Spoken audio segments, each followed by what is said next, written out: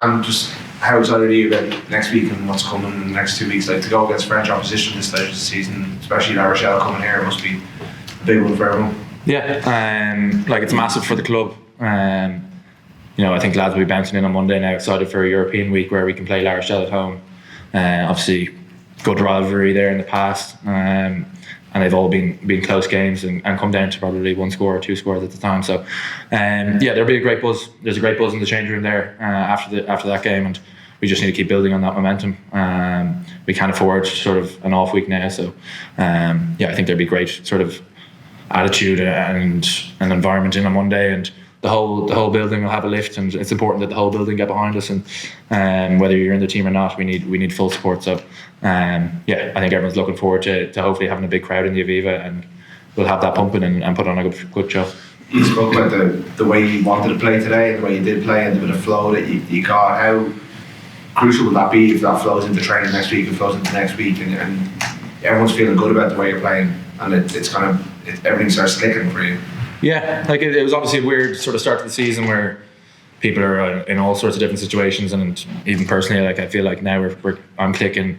I'm back sort of match fit, and I can sort of focus on my job, and it's probably similar with a lot of the lads. So I think people are looking forward to sort of playing. It might be different. We have to make sure we keep playing the right decisions, but we need to be ready to play whatever game is in front of us. So I think there's good excitement to hopefully play good Leinster rugby and of old, and we'll see how we go. But we need to make sure that we bring a physical edge as well. That's probably the number one thing that we need to make sure we pitch up here on Saturday next week. When did you start feeling like you hit that fitness? Probably, coming back into Leinster the last couple of weeks. Like it's just tricky. I was lucky to have a week off there at Christmas to put the feet up. Yeah. The rest of us were also. So like it can be tricky with the start of the season, the way you're only getting a certain amount of game times.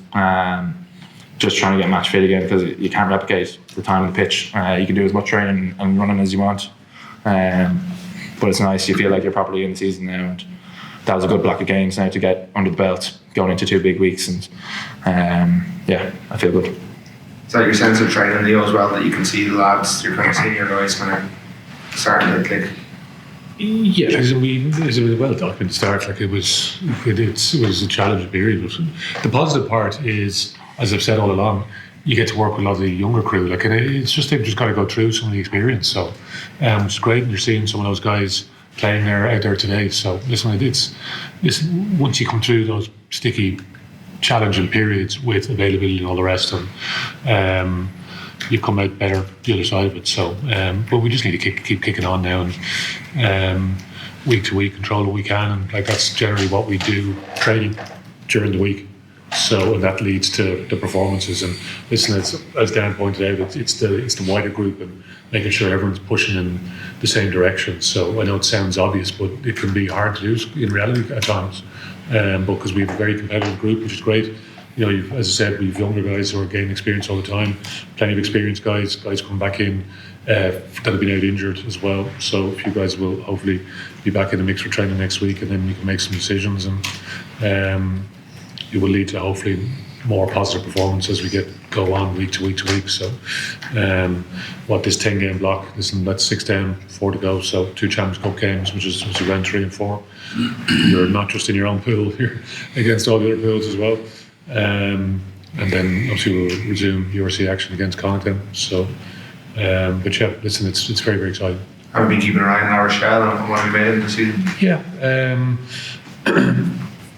Yeah, they've had probably some challenges as well with availability. I think it's probably a big thing, is what you would notice even watching that game on TV last weekend. It was like, listen, their injury list comes up, so I haven't actually seen their team for this week. So, but they will have guys come back at different stages, I presume. So, we know the pedigree that they have. We know obviously they're wherever they are. I think it was 10th in the league going into this weekend, but obviously they have a home game this weekend, and very dangerous team. Yeah, listen, and Rog will have them well motivated for this as well. So yeah, listen, they're a team we know well, they know us well. We just need to control what we can, and just that's how we go about preparing and doing everything we possibly can. And it'll be a great battle once again because it's been a great rivalry in recent seasons. So, and these are games you look forward to, isn't it? Like, round 3, Champions Cup, just making sure it's not a knockout game, but it certainly will have the feel of a knockout game, I think. So, and hopefully again we get the response from crowd and everything, and you just get that genuine excitement about being involved in an amazing tournament. So, the last 3 weeks have been great from a derby point of view because there's all these subplots going on. Champions Cup, because of the recent history, there will be similar sort of subplots. So, but it's what it's all about, isn't it? Like it makes the tournament so special. Like I know it gets kicked around a little bit, but like there's still some amazing games in the pools. So, and this is one of them. So, it's kind of celebrate. Like it's positive. So yeah, there's lots of real positive things happening in the game at the moment. It's important to highlight that as well. So hopefully this is one. Dan, if you just put your sort of veteran captain's hat on, you're a similar age to Tommy O'Brien, and we were looking at a player who a year ago you wouldn't have sent on a Lions tour, and if it was a year on, would have been in the conversation. He turns up on Charlie Tector's shoulder, which was the play of an experienced player to have seen what was happening and so on. How have you seen this guy who you would have known possibly from the underage things just burst through in 12 months? Well, that's really the start of the year. Yeah, 12 months. Tommy's obviously been incredibly talented, physical. He's got all the attributes, and he's been unbelievable for the last 2 years or so. And it's probably just fitness and injuries over the last couple of years that have held him back. But I don't think anyone in the change room is surprised that once he got a bit of a run of fitness, that he's able to produce some incredible moments. And he's someone that you want to have in the team. He'll put his body on the line. He's crazy physical and a good motivator to have on the edge to give lads inside him energy. So I don't think anyone's surprised about his progression over the last couple of years, but he's just been unlucky over the last couple of years with his fitness. And he's a great man to have on the team. And if I was the winger, I wouldn't have allowed you to hold the touchline like that. But you took a fairly big bet. You took a fairly big bet that he could throw a 25-metre pass off his left hand. I mean, did that even surprise you? No, he doesn't train every week. No, like he's like we talk about that all the time, about making sure you back your ability. He has the ability to do that, and we see it all the time. So I'll be ready there, and he's more than capable of going inside and giving a few passes to me on the edge. In fact, I'd go as far as to say the biggest shock of the match was he dropped a ball. I haven't seen him drop a ball ever. I've seen him drop a few. Can you talk about that? His feel, Leo, can you talk about he has a game player's fielding ability as a general rule, doesn't he? Tommy?